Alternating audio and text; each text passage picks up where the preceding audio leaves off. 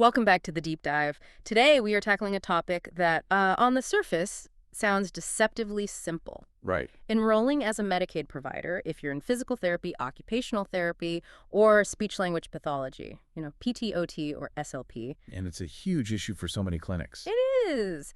And if you're a provider, you hear Medicaid and you immediately think, okay, federal program, federal rules, so there's got to be some kind of straightforward nationwide process. Right. And that assumption is, well, it's the quickest way to guarantee months of delays.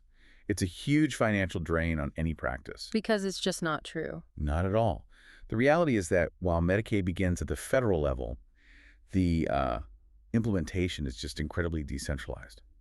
So our mission today really is to unpack that, to show you why getting credentialed in one state can feel so different, sometimes even hostile compared to the state right next door. So for you, the listener, we want to identify those levers of control the states have. Exactly. You need to understand you're not dealing with one bureaucracy.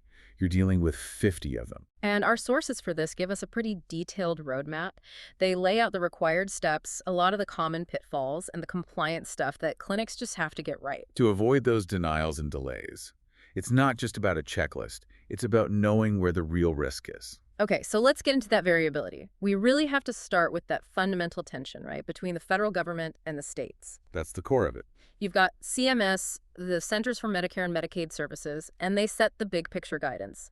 They have these minimum standards for, say, provider screening or eligibility. Baseline rules for the whole country. But, and this is the giant caveat, states get to keep what's called broad discretion in how they actually apply and enforce those rules. And that discretion is everything. I mean, it's a bit like driving laws, The federal government says you need a license, but the state decides the test, the fees, what the card looks like. Yeah, it's a great way to put it. It means any provider has to accept that this is a totally state-specific process. Completely. The easy, smooth online enrollment you had in, Georgia, it means absolutely nothing when you go to apply in Massachusetts. And our sources really highlight these hurdles that come from that state control. Oh, yeah. We're talking about things like mandatory site visits where they physically inspect your clinic, or additional state-specific application fees that are all over the place. Not to mention different background checks. Enhanced background checks that go way beyond what the feds require. And sometimes it's just the sheer volume of paperwork. The documentation is just, it's drastically different. So if I'm running a small practice with offices in a few states, I'm not just, hitting copy-paste on the application. No, not at all. You are essentially building a custom compliance program for every single state. And that's where the time and the money really go down the drain. Absolutely. And those differences lead right into the next big headache, which is really about the operational side of things, especially the technology. That's a perfect transition. Let's talk about the tech. Because there isn't one national system, like, say, for filing your taxes. No, nothing like that. Every single state has its own application portal. They're often custom-built, managed by different contractors. It's just total fragmentation. And that fragmentation is a critical pitfall. Yeah. One of the most common reasons for denial is just a simple technical error, because a provider isn't familiar with that state's specific platform. Which is so frustrating because they're probably eligible. Of course they are. They just didn't speak the system's language, so to speak. So what does a typical technical error even look like? Is it a big mistake in my background info, or is it something tiny? It's almost always the tiny stuff. The source data shows it's these little state-specific quirks. Maybe state A needs all your documents as PDFs, under 5 megabytes. Okay. But state B needs a specific file naming convention. Or maybe the field for your NPI number needs a weird little prefix that the last state system didn't. And that's enough to get it bounced. Immediately, the system just rejects it. And that directly impacts your processing time. Which, as our sources point out, varies wildly. In some of the fast states, you might get approved in just a few weeks. Which is great for cash flow. You can start seeing patients and billing right away. But if you're in one of the strict states, maybe they have an older system or more manual review. Or if you make one of those tiny technical errors we just talked about, then you could be looking at delays of several months. And the difference between 3 weeks and 4 months when you're trying to run a business, it isn't just an inconvenience. For a young practice, it can be financially crippling. So let's dig a bit deeper into how states use that leverage, especially with screening. Okay. CMS says states have to screen providers to prevent fraud.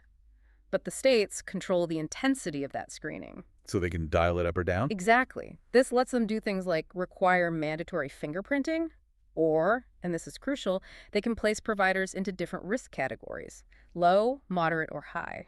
And being labeled high risk, what does that actually mean for me on the ground, practically speaking? Practically, it means you're under a microscope from day one. It can trigger things like unannounced audits as soon as you're enrolled, Wow. or mandatory requirements for certain kinds of liability insurance, or just, much greater scrutiny of your billing patterns right out of the gate. The state is telling you, we are watching you.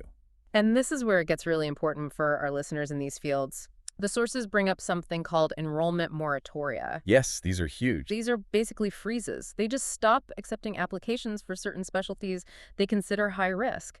I was really surprised by the example of South Carolina imposing freezes in the It past. happens. And if you've planned your entire business around opening a new PT clinic and suddenly a freeze comes down, you are legally locked out. You can't serve any Medicaid patients until the state decides to thaw the process. What's the rationale for that? Is it just about fraud? It's usually driven by the state trying to get a handle on high costs or perceived fraud in a specific service. It's a very blunt instrument, and yeah, providers get caught in the middle, And beyond just stopping applications, states can even define who is allowed to bill. which has a massive impact on your staffing and revenue models. Right. So some states will let therapy assistants or interns bill for their services as long as they're under supervision. They see them as an extension of the licensed provider, which makes sense. But then other states are incredibly strict and will only reimburse for services from a fully licensed clinician. And if you're a clinic owner, that one rule completely changes how you staff your practice, how you delegate work, and what your revenue potential is, all depending on which side of a state line you're on. It's a huge difference. It is. And another thing to remember is this weird prerequisite some states have. Hmm. You have to have your Medicare enrollment finalized before you can even apply for Medicaid. That seems backward. A bit of an irony, isn't it? To get into the state's public health system, you first have to be credentialed with the federal program for seniors. And that's not even getting into which services are covered. Teletherapy, group therapy, home visits, all of that varies state by state too. Okay, so let's say we did it. We jumped through all the hoops, navigated the state's unique portal, and we have that approval letter. A major victory. Now we have to deal with the money, the financial structure, and even that is different everywhere. We mostly see two models: the traditional fee-for-service, or FFS, and systems that rely heavily on managed care organizations, MCOs. And it's fascinating to see the contrast in the risk models. With FFS, you bill the state directly, they pay you from their fee schedule.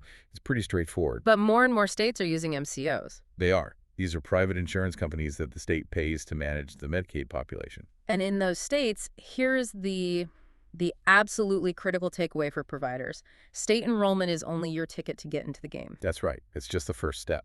You then have to go and credential separately with each MCO before you can submit a single bill. That's it. So if your state has contracts with, say, 5 big MCOs, Molina, United, Amerigroup, you name it, you now have 5 more credentialing processes to go through. And they each have their own rules. Their own rules, their own fee schedules, their own contracts. They are actively managing and often trying to minimize utilization. So a practice's financial health isn't really determined by the state's approval. It's determined by the terms they can get from those individual MCOs. So you could be approved by the state, but if the MCO contract rates are too low to be sustainable, you still can't afford to treat their patients. Precisely. The state approves you, but the MCO governs your economics. And the work isn't done even after you start billing. Let's talk about ongoing compliance. It never ends. Most states require revalidation every 3 to 5 years. It's mandatory. You have to confirm all your invo license, ownership, location is still accurate. So what happens if something small changes in between those periods? I move my clinic down the street or update my insurance. You have to report it. And you have to report it fast. Significant changes like an address, a change in ownership, a new license. You usually have a very strict deadline, like 30 to 90 days. And if you miss that deadline? It's catastrophic. It can lead directly to suspension or termination.